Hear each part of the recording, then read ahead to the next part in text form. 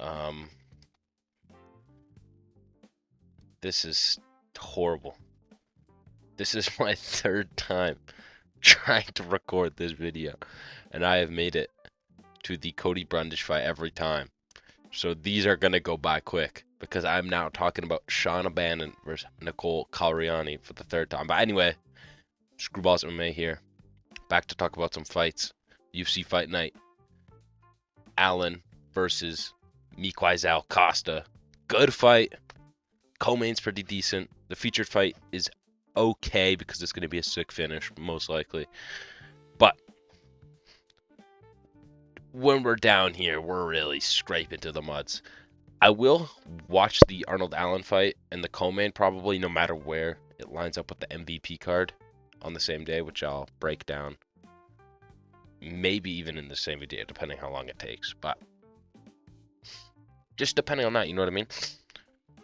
But anyway, Shauna Bannon versus Nicole Cariani. I'm picking Nicole Cariani. I'm not even going to try to... the first time I action analyzed it. The second time I gave a few thoughts. This one, I don't care anymore. Third time filming this. So I'm going to pick Nicole Cariani to get this one down. 29-28 decision. It'll probably be a close decision. It's WMMA. Cariani's a little bit bigger. I'm sorry, I can't pick my countryman of Shauna Bannon. Ireland pride doesn't go high enough to pick Shauna Bannon. But anyway, Nicole Cariani by 29-28 decision. Speaking of 29-28 decisions, Daniel Barras versus Luis Gruel, the Guru. I'll pick Daniel Barras for the same reasons I just said before. Both have had a shaky run in the UFC. Barras has a win, and he's lost a higher level comp. Fialho isn't as good as I thought he was, so before that, I would have probably very confidently picked Barras because Fialho and Andre Lima, both very good prospects. Very good, but Fialho's kind of stinky. Lost to Cody Durden. Easily. In the grappling. So maybe not. But I'm pick Barras to get this one done by decision. Next up, speaking of decisions, Ardeline versus Polyana Viana. I'm going to pick at least Ardeline. I don't think Polyana's heart's in the game anymore. Or at least this game. She's making money via other avenues. Other avenues, if you know what I'm talking about. So I think she just fights to stay relevant enough for people to be going over to the other places, if you know what I mean. So I'm going to pick at least Ardeline to get this one by decision. I think she's going to outwork her a bit. I think she throws higher. Actually, I can check. Yeah, low throws, lands a lot more. I think she's kind of just going to, you know, just do a little better. Pretty good takedown defense. I didn't even see that 85% takedown defense because, let's be honest, Polyana's only way to win is going to be by a submission. So, it's whatever. She's losing by decision. Next up. Alright, we've successfully made it to the part I haven't made it to for 3 recordings in a row. Cody Brundage versus Andre Petrosky. It's the third time filming it, and I've just noticed this tattoo here. Huh. But anyway, I'm picking Andre Petrosky. No, I'm not. I'm picking Cody Brundage. Maybe thinking, bro, you're tweaking. Picking Cody Brundage? Cody Brundage stinks. And while that's true, Cody Brundage does stink. This is the Cody Brundage win. People don't realize this is when Cody Brundage wins. He is technically 0-4 in his last 4 fights, but the Malik fight went to a draw because they overturned it or whatever. Eric McConaughey split decision. I actually thought Cody Brundage won this fight. Cam Rouston definitely lost that fight. Got finished. Dante Johnson fight was close, and maybe Dante Johnson just isn't really good, which is what I'm kind of starting to think. But he could have won that fight very easily. And Petrosky's also lost to Cam Rouston, lost to Edmund Shabazian, which is a pretty good loss. Beat Rodolfo Vieira, Dylan Budka, and Josh Fremd.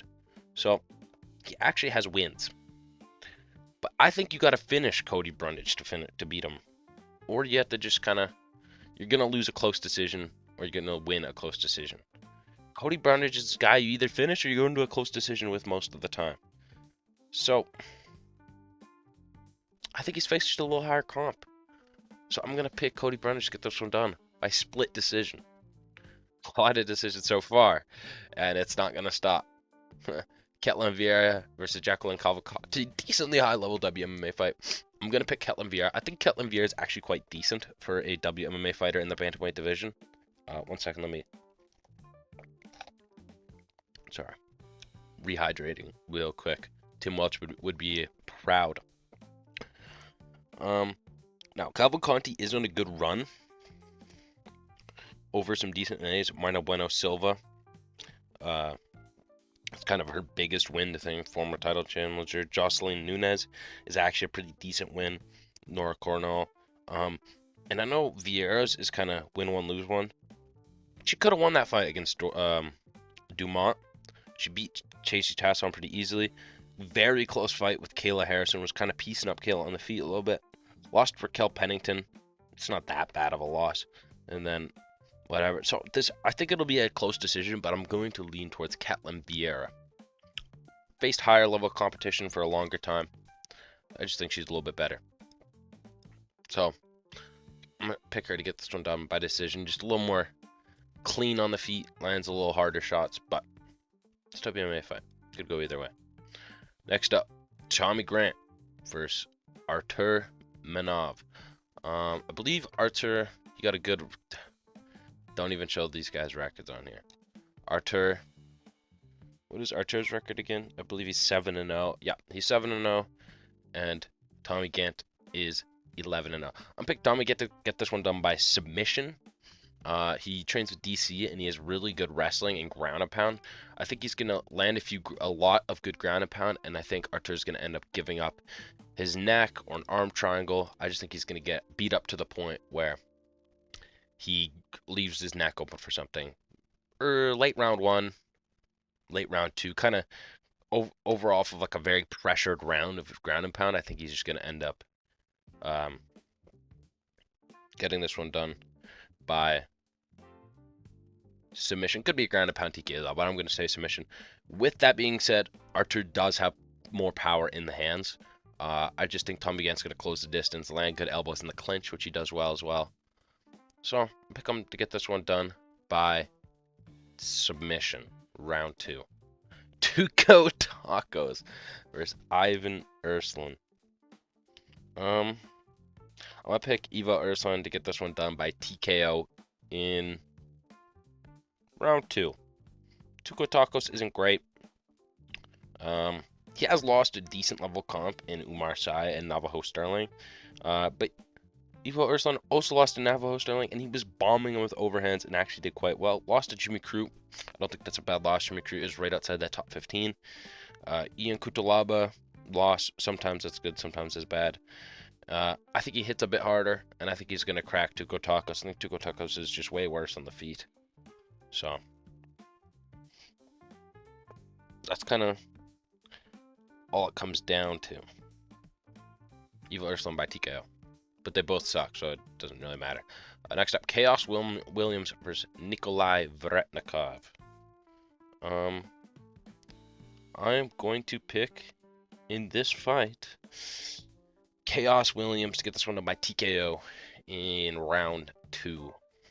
Nikolai Vretnikov isn't super good. Lost to Danny Barlow. Lost to Austin Vanderfoot. Win over Francisco Prado, win over Nikolai Price, and Juliano Soriano. His win over Price was very good, but Price is terrible. Soriano, I don't think he's that good. I don't think Austin Vanderfoot is that good. And then Williams lost to Gustafsson, got brutally submitted by Gabriel Bonfim, and then he had a little bit of win streak, split decision loss to Randy Brown. But Chaos Williams, I think he hits pretty hard in the feet. If this goes late, he could maybe get TKO'd or submitted, but I just think he's gonna win here early with an early TKO. Round 1, late round 1, TKO for Chaos Williams. Next up, Brendan Sopage versus Timmy Kwamba. This card stinks, man. I'm gonna pick Sopage to get this one by decision. It's just so hard to get that that visual of Soposh getting flying kneed out cold by Vinicius Oliveira, but he was doing quite well in that fight before round 3, I think. I honestly think he is, and maybe it's because Vinicius Oliveira is just so hittable, but, and Timmy Kwamba has only lost a pretty decent level comp in the UFC in Lucas Almeida and Balaji Oki. But, yeah, I'm going to pick Soposh to get someone done by decision. Next up, Bukauskas versus Edwards. Bukauskas is going to KO this guy. Edwards is coming in on short notice. It's his UFC debut. Oh, sorry, rehydrating from Tim Welch. But yeah, I really don't think he's nothing special. So, Bukauskas by TKO, late round 1. Next up, the 3 good fights of the card. Malcolm Wellmaker versus Juan Diaz. Now, Malcolm Wellmaker coming off his first professional loss to Ethan Ewing. But then again, I think Ethan Ewing is quite good. He's a very clean striker with good head movement. And he rocked Ewing early in that fight, and I do think them being at featherweight did help Ewing more than it helped Wellmaker. Understand that Wellmaker was on short notice, and Wellmaker is the better fight, but he did eat some shots that I don't think many other bantamweights are taking, and it was still a close fight, which is what a lot of people, I think, don't realize until they rewatch the fight, just because Ewing was expected to get KO'd, that they didn't expect him to be in the fight at all. But Wellmaker was a close fight to an extent. 2-1 fight for Ewing, but it was won by, like, it wasn't a huge gap.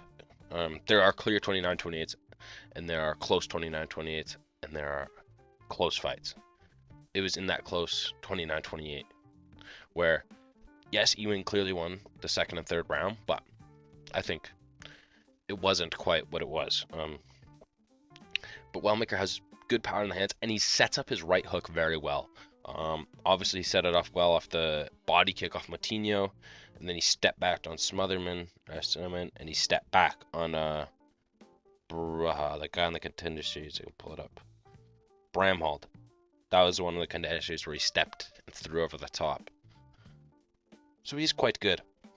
I'm gonna pick Wellmaker to this one. TKO round 2, right hook. And Juan Diaz, I don't think he's that good. He had a nice spinning elbow knockout, but he was losing, I think, that fight before then, if I remember correctly.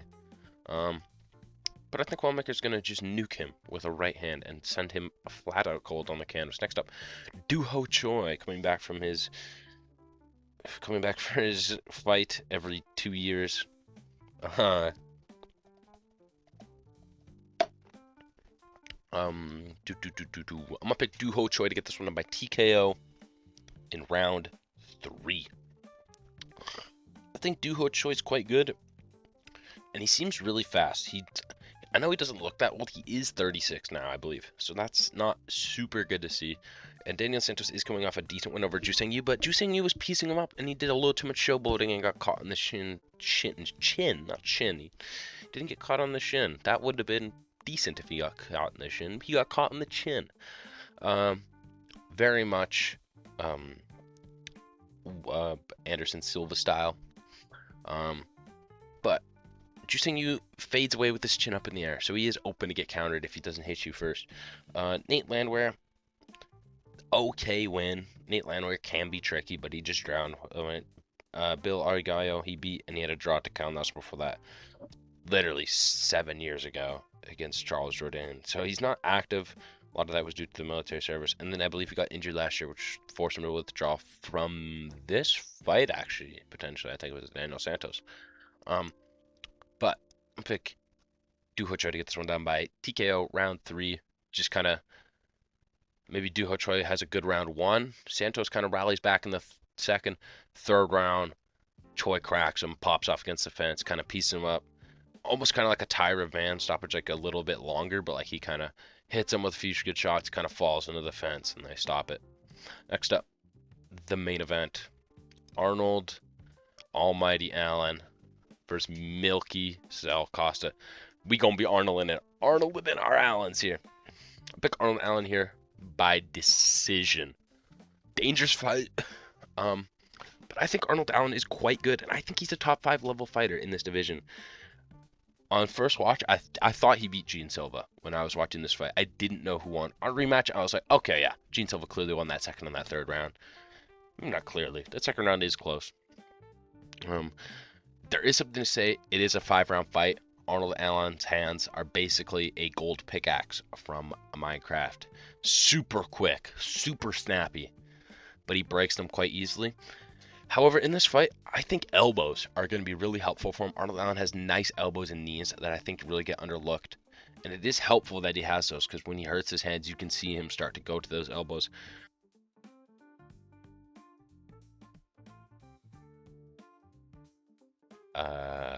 Sorry, disconnected headset for a second.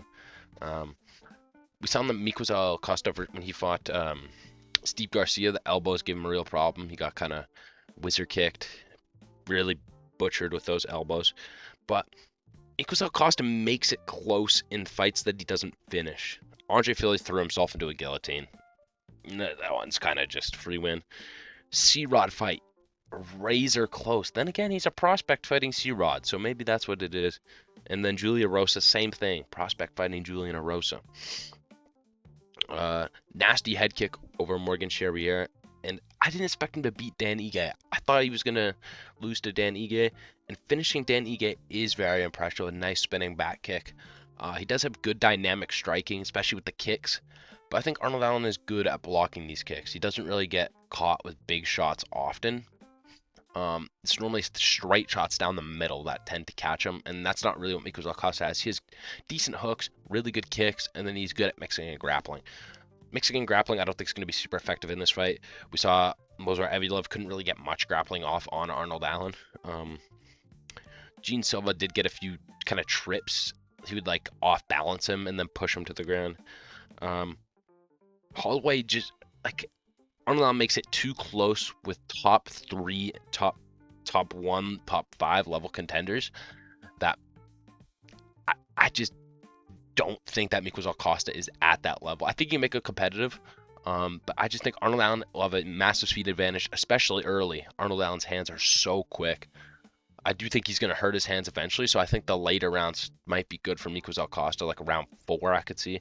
But then I think when that starts to happen, Arnold Allen might mix in some grappling, blast some nice elbows, some knees in the clinch.